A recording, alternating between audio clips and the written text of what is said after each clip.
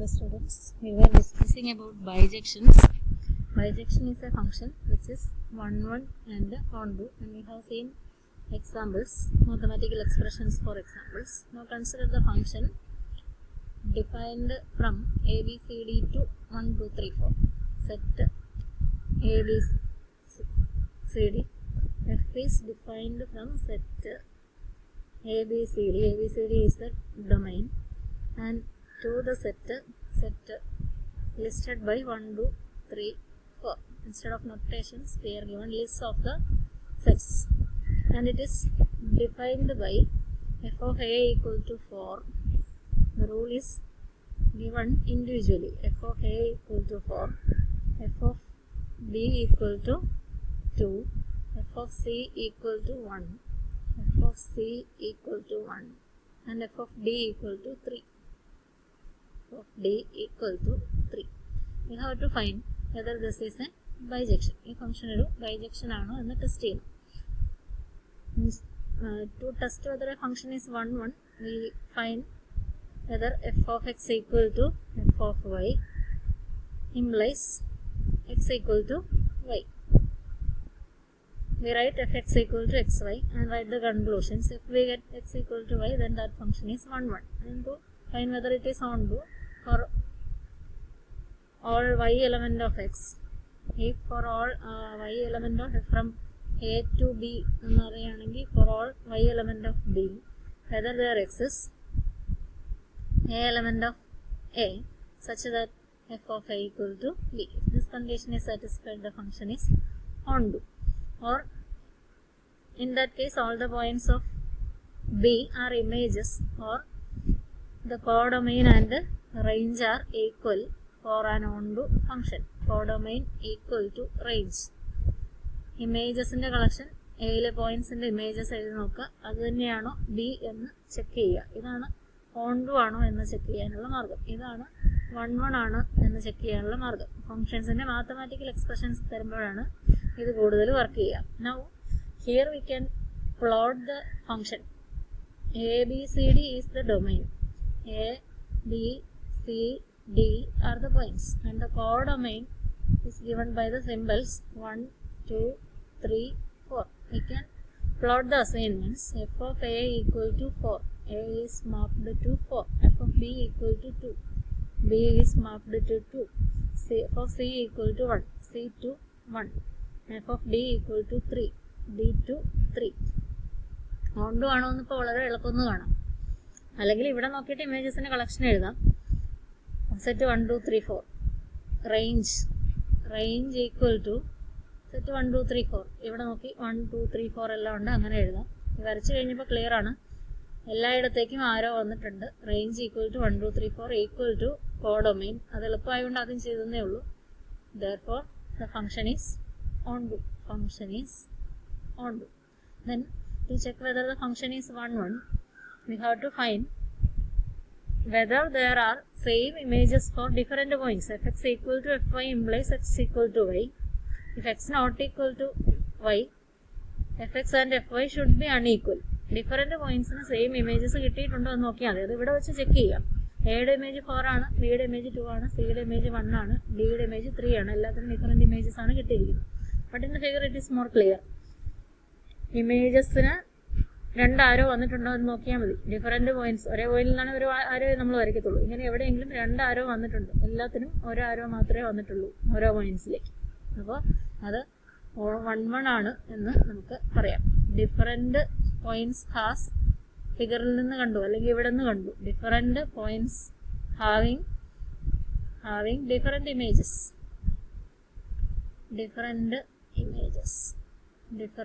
Images. എയിൽ നിന്ന് ഒന്നിൽ കൂടുതൽ പോകത്തില്ല എന്നുള്ളത് ഫംഗ്ഷന്റെ തന്നെ റൂളാണ്. ഇവിടുന്ന് ഒരു സ്ഥലത്തു നിന്ന് ഒന്നിൽ കൂടുതൽ അസൈൻമെന്റ്സ് പോകത്തില്ല, പോയാൽ അത് ഫംഗ്ഷൻ ആകത്തില്ല. ഇപ്പോൾ ബൈജക്ഷൻ ആണെങ്കിൽ ഇവിടെയൊക്കെ ഒന്നിൽ കൂടുതൽ അസൈൻമെന്റ്സ് വരാനും പാടില്ല. അപ്പോൾ അങ്ങനെ നിങ്ങളതിനെ മനസ്സിലാക്കുക. ഏതെങ്കിലും സ്ഥലത്തേക്ക് 2 ആരോ ഉണ്ടെങ്കിൽ അത് ഫംഗ്ഷൻ ആകാം. എല്ലാത്തിനും ഒരു പോയിന്റിലേക്ക് മാപ്പ് ചെയ്യുന്നതും ഫംഗ്ഷൻ ആണ് എന്ന് നിങ്ങൾക്കറിയാം. x equal to k for example, constant function. എല്ലാ പോയിന്റ്സിനെയും ഒരേ സ്ഥലത്തേക്ക് തന്നെയാണ് മാപ്പ് ചെയ്തിരിക്കുന്നത്. That is A function.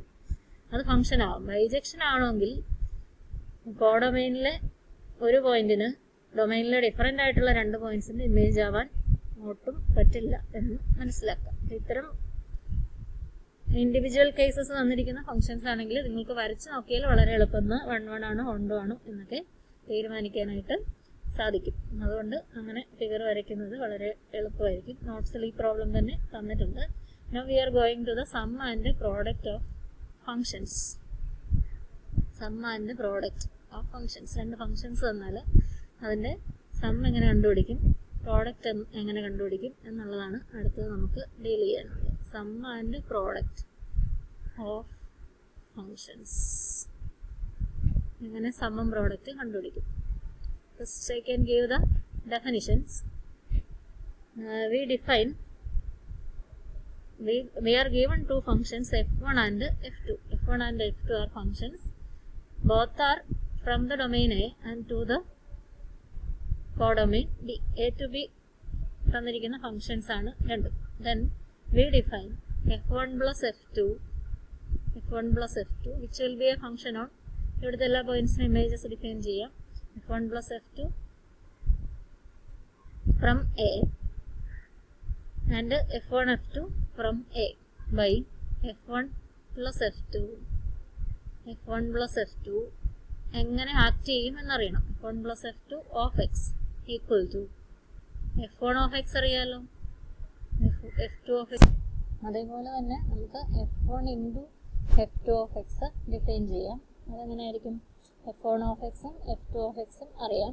അതിൻ്റെ പ്രോഡക്റ്റ് എടുത്താൽ f1 into f2 of x. The function we are going to define is f1 into f2. The product is denoted by f1 into f2. അത് നമ്മൾ combine ചെയ്ത് ഇങ്ങനെ എഴുതും. അതൊരു പോയിന്റ് എക്സ് എലമെന്റ് ഓഫ് എയിൽ f1 f2 പറഞ്ഞിരിക്കുന്നിടത്ത് f1 into f2 പറയത്തുള്ളൂ. അപ്പോൾ അവരുടെ ഡൊമൈനിൽ കോമൺ ആയിട്ടുള്ള പോയിന്റ്സ് പറയുന്നത്. അതാണ് രണ്ടിൻ്റെയും ഡൊമൈൻ എ ആണ് എന്ന് നമ്മൾ പറഞ്ഞത്. f1 സം ചെയ്യുമ്പോഴും പ്രോഡക്റ്റ് എടുക്കുമ്പോഴും എയിലെ തന്നെ നമ്പേഴ്സ് കിട്ടുമോ എന്നുള്ളത് വേറെ കാര്യം. f1 into anyway we have to define the function from A. f1 into f2 of x for x element of A equal to, x element of A ആണെങ്കിൽ f1x എഴുതാൻ അറിയാം, x element of A ആണെങ്കിൽ f2x എഴുതാൻ അറിയാം. അതിൻ്റെ product എടുക്കുക. അതാണ് f1 into f2 of x. That is a sum and product of functions.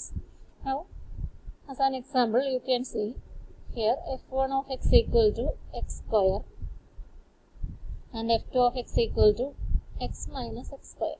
f2 of x equal to x minus x square. Then what is the sum and product of these functions? Then f1 plus f2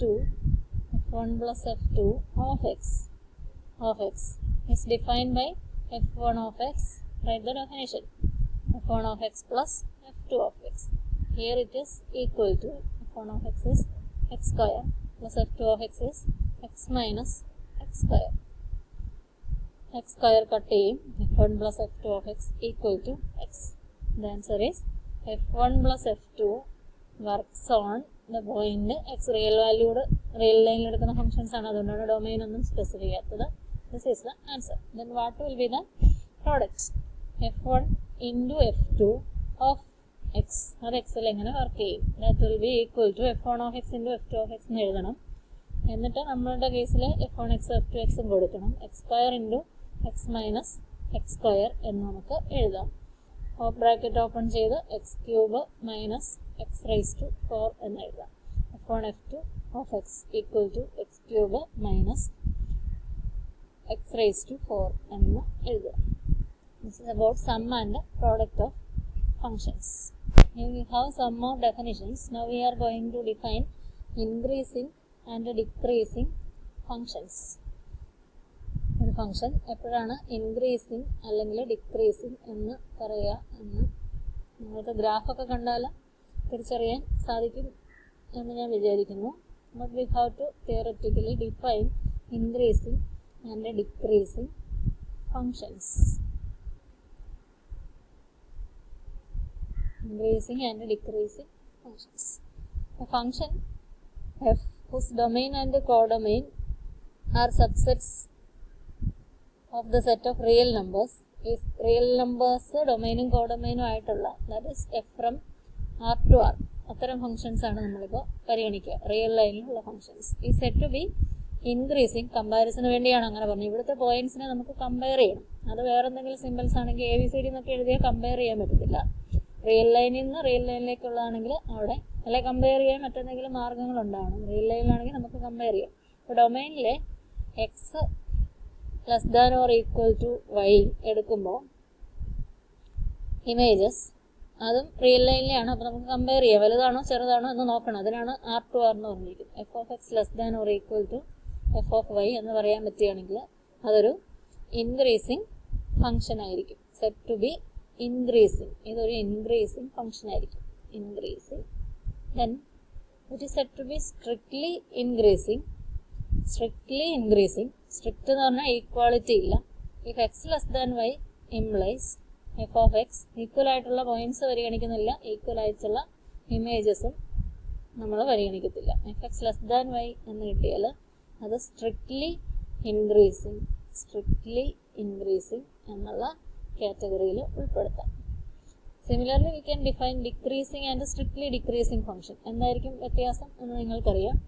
X less than or equal to y implies, എടുത്ത point അങ്ങനെയാണ്, y ആണ് right സൈഡിൽ. പക്ഷേ images വന്നപ്പോൾ അവർ തമ്മിലുള്ള relation തിരിഞ്ഞുപോയി. f(x) greater than or equal to f(y) എന്ന് കിട്ടിയാൽ അതൊരു ഡിക്രീസിങ് ഫംഗ്ഷനാണ്. ഇൻക്രീസിങ്ങിനെ ഞാൻ ഇങ്ങനെ ഡിനോട്ട് ചെയ്യാറുണ്ട്. അപ്പോൾ ഡിക്രീസിങ്ങിന് താഴേക്ക് പോയി വാല്യൂ, എക്സ് മുമ്പോട്ട് ആർഗ്യുമെന്റ് മുമ്പോട്ട് പോകുമ്പോൾ ഫംഗ്ഷന്റെ വാല്യൂ താഴേക്ക് പോയി. That is a decreasing function. If x less than y and then we get f(x) greater than f(y), that is strictly decreasing function. That are the definitions. അപ്പോൾ നമുക്ക് ചില examples ഗ്രാഫ്സിൽ കാണാം. Real line to real line. This is real line, this is also real line. Whenever x less than y. അപ്പോൾ ഇത് x, ഇത് y. ഇങ്ങനെ ഒരു പോയിന്റിനല്ല, whenever x less than y f(x) is less than f(x)ലുള്ള image f(x) ഇതാണെങ്കിൽ ഒരു increasing ഫംഗ്ഷന് വൈയിലുള്ള ഇമേജ് ഇതിനെക്കാട്ടിലും കൂടുതലായിരിക്കണം. അപ്പോൾ ഈ മോഡലിൽ പോവുകയാണെങ്കിൽ ഫംഗ്ഷൻ ഇൻക്രീസിങ് ആണ്. അപ്പോൾ എക്സുകൾ കൂടുന്തോറും f(x)ന്റെ വാല്യൂ ഇതാ ഇമേജസ് ഇങ്ങനെയാണ് കൂടി കൂടി പോകുന്നു. That is an increasing function. Then decreasing function ആണെങ്കിൽ ഒരു എക്സാമ്പിൾ പറയാം. ഡിക്രീസിങ് ഫംഗ്ഷൻ എക്സ് ഇതും ഒരെണ്ണത്തിനല്ല, എല്ലാ എക്സിനും വൈക്കും അങ്ങനെ ആയിരിക്കണം. അപ്പോൾ എക്സിലുള്ള ഇമേജിനേക്കാളും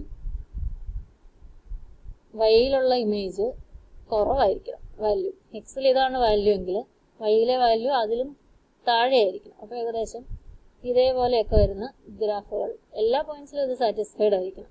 റൈറ്റ് സൈഡിലെ പോയിന്റിന്റെ ഇമേജ് ലെഫ്റ്റ് സൈഡിലെ പോയിന്റിന്റെ ഇമേജ് വാല്യൂവിനേക്കാളും ചെറുതാണെങ്കിൽ എല്ലാ പോയിന്റ്സും എടുക്കുമ്പോൾ അങ്ങനെ സാറ്റിസ്ഫൈഡ് ആണെങ്കിൽ that will be A decreasing function. ഇതിങ്ങനെ സ്ട്രെയിറ്റ് ആയിക്കൊള്ളണം എന്നൊന്നും ഇല്ല. This is also an increasing function.